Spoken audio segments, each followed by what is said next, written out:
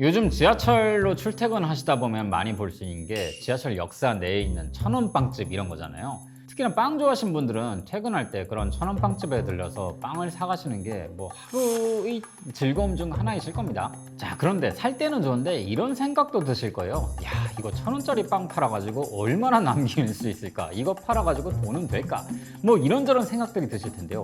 오늘은 그런 1,000원 빵집에 대한 이야기를 가져와 봤습니다. 실제로는 어떤 일들이 벌어지는지에 대해서도요. 머니스토리의 김밥입니다. 확실히 고물가가 되면요, 이런 저렴한 가격의 상품을 파는 곳들이 인기를 끌기 마련입니다. 1,000원 빵집 같은 경우도 이제 대표적이죠. 옛날에도 뭐 늘 인기를 얻고 있었지만 최근에 특히나 더 많은 인기를 얻고 있는 것 같아요. 알다시피 우리나라는 빵값이 비싸기로 굉장히 유명한 나라 아닙니까? 그러다 보니까 의문이 드실 거예요. 1,000원 빵집, 1,000원으로 빵을 팔면 남는 게 있나? 이거 이상한 빵 아닌가? 실제로는 굉장히 정상적인 빵입니다. 왜냐? 공장에서 빵을 떼오거든요. 집에서 수제로 만드는 베이커리가 아니고 다 공장 빵들입니다. 공장빵의 특징은요, 대량 생산을 기반으로 하기 때문에 빵의 단가가 굉장히 저렴하다는 거예요. 생각보다 저렴합니다. 그리고 이거를요, 대량으로 구매를 해요. 그리고 대부분 다 이런 빵들은 유통기한이 짧습니다. 오랫동안 진열해 두고 파는 빵이 아니에요. 이렇게 유통기한이 짧은 빵들을 대량으로 구매해 오기 때문에 구매 단가가 일반적인 빵에 비해서 훨씬 더 낮을 수밖에 없는 거죠. 그래서 이건 당연히 방리다매를 목표로 할 수밖에 없어요. 그리고 보면은 임대하는 곳들도요, 1,000원 빵집이 어디 뭐 되게 상권 좋은 곳에 좋은 목에 들어가는 거 보신 적 있으세요? 대부분 다 목이 좋지 않은 곳들입니다. 지하철 역사내, 그리고 동네의 구석, 다 유동인구 그렇게까지 많지 않은 곳들, 입점 위치가 굉장히 애매한 곳에 들어가는 경우가 많아요. 그리고 빌려도요, 단기로 빌립니다. 길게 빌리지 않아요. 그러니까 임대료가 살 수밖에 없어요. 자, 그러다 보니까 일단 상품 매입 단가가 굉장히 낮은 데다가 고정비도 낮은 특성이 있죠. 이러니까 1,000원에 팔고도 수익이 남을 수 있는 겁니다. 뭐 그게 당연히 공장에서 제작한 빵이니까 그게 품질이나 이런 게 문제가 없는 것도 당연한 거고요. 자, 그런데 이렇게 팔면은 당연히 뭐 소비자 입장에서는 저렴하게 빵을 살 수 있으니까 좋긴 한데, 그것이 점주에게도 좋으냐? 그렇게 돈이 된다면 모두가 쉽게 돈을 벌겠죠. 생각보다 쉽지 않습니다. 아무리 저렴하게 단가로 떼오고 한다 쳐도요, 일정 이상을 많이 팔아야 수익을 낼 수 있거든요. 방리담에는 개별 이윤을 낮게 잡은 대신 그걸 많이 판다는 거잖아요. 그래서 많이 팔아가지고 그걸 수익을 낸다는 건데, 많이 팔아야 된다는 건 그만큼 많은 노동이 가해진다는 겁니다. 정말 어떻게 보면 방리담에는 사람의 몸을 갈아서 넣는 거라 볼 수 있어요. 그리고 그만큼 많은 판매량을 확보하지 못하면은 그만큼 굉장히 타격이 크죠. 그래서 정말 많이 팔아도 생각만큼 이윤율이 높지 않습니다. 실제로 이제 순이익률이 5% 미만이라 알려져 있죠. 하루에 수백 개를 팔아가지고는 이윤을 못 남깁니다. 수천 개를 팔아야 그나마 하루에 수익을 낼 수 있는 거예요. 그런 게 계속 지속해야 됩니다.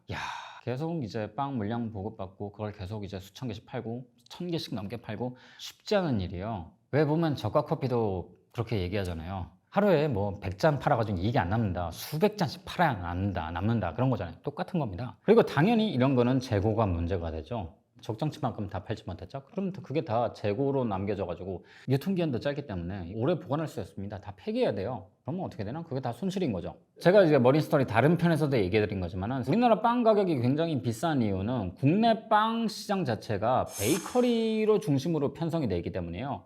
일본 같은 경우는 빵값이 싸기로 유명하잖아요. 편의점 같은 데 가보더라도 빵값 엄청 쌉니다. 근데 그 이유가요, 국내에서 빵의 소비는요, 편의점에서 하는 공장빵, 대량 생산빵 소비로 하는 것이 아니라 베이커리 빵들을 주로 소비하기 때문에요. 이 기준이요, 베이커리 빵하고 공장에서 생산한 양산빵 비중이요 6대4 정도로 되는 걸로 알려져 있습니다. 시기마다 조금씩 다르긴 한데 대충 6대4예요. 근데 대부분의 다른 나라들의 경우면요, 특히나 빵 많이 먹는 그런 나라들의 경우는요, 베이커리 빵의 비중은 3, 양산빵의 비중은 7, 그러니까 7대3이에요. 우리나라는 정반대인 거죠. 베이커리 빵은 당연히 사람이 손으로 만든 거였기 때문에 비쌀 수밖에 없어요. 아무리 프랜차이즈에서 대량 생산을 하더라도 기본적으로 사람을 고용해서, 그런 메이커들을 고용해가지고 제빵하는 이 사람들을 고용해서 만드는 거기 때문에 그만큼 노동이 들어가니까 비쌀 수밖에 없는 거예요. 당연히 공장에서 생산하는 양산빵은 쌀 수밖에 없는 거고요. 시장이 그런 식으로 갖춰져 있는 거예요. 우리나라는 그렇게 고급 베이커리 빵 위주로. 그래서 양산빵 위주로 시장이 형성이 되어 있으면요, 지금보다 빵값이 저렴할 수밖에 없어요.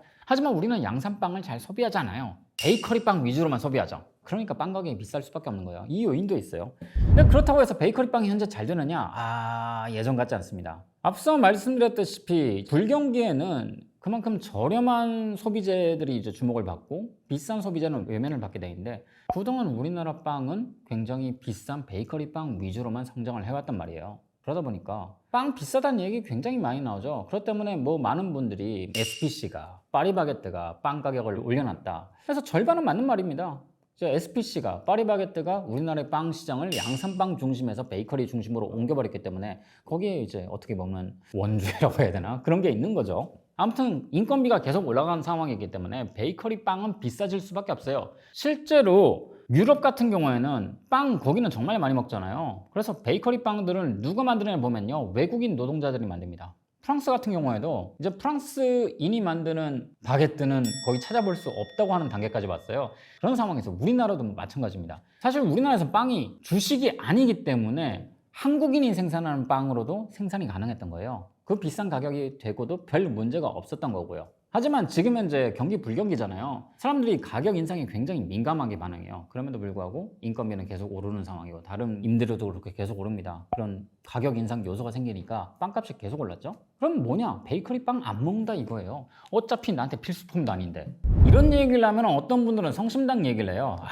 성심당은 근데 케이스가 다릅니다. 사실 프랜차이즈 빵집하고 성심당하고 비교를 하면 돼요. 프랜차이즈는요, 운영 자체가 뭐 거대 기업이 한다 뿐이지 실제로는 다 영세한 개별의 빵집의 집합체예요. 그 프랜차이즈 빵집은 이제 각각의 점포의 운영자들이 다 다르잖아요. 점주들이 직접 임대료 내고 다 고용해가지고 빵 만드는 형태예요. 그러다 보니까 다 영세하게 쪼개져 있는 형태의 집합체이기 때문에 기본적으로 운영 비용 자체가 높을 수밖에 없습니다. 일단 대전이죠. 뭐 서울 지역보다는 임대료가 낮습니다. 게다가 성심당은 자기 건물입니다. 그리고 제일 중요한 게 점포가 몇 개 없어요. 지금도 대전에 한 3, 4개 점포가 있는 걸로 알고 있는데 그만큼 점포를 적게 잡고 집중시키고 거기서 빵을 정말 찍어냅니다. 사실상 성심당을 가보시면요, 빵을 사람이 만들긴 하지만 실제로 가보면 그냥 빵 공장이나 다름없어요. 양산빵처럼 사람들이 빵을 생산합니다. 정말 기계적으로 빵을 생산하고 있어요. 그러니까 비용 구조가 낮을 수밖에 없어요. 그만큼 많은 빵을 판매하니까 대규모로 재료들을 매입하게 하니까 매입 단가가 낮은 거고요.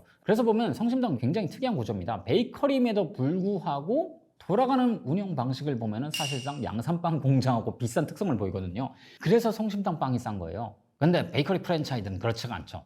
물론 베이커리 프랜차이즈들도 본사에서 생산한 빵을 공급하기도 하지만은 일단 거기서 만드는 빵들도 많잖아요. 매장에서 구워내는 빵들도 많잖아요. 그런 소규모 매장에서 구워내는 방식으로 하다 보니까 평균 단가가 올라갈 수밖에 없다. 그리고 프랜차이즈의 특성상 당연히 재료에다가 유통비를 넣기 때문에 거기서 또 비용이 발생하는 거죠. 프랜차이즈 베이커리 자체가 저렴한 빵을 만들기 위한 구조가 아니에요. 그러다 보니까 빵이 비싸게 된 거죠.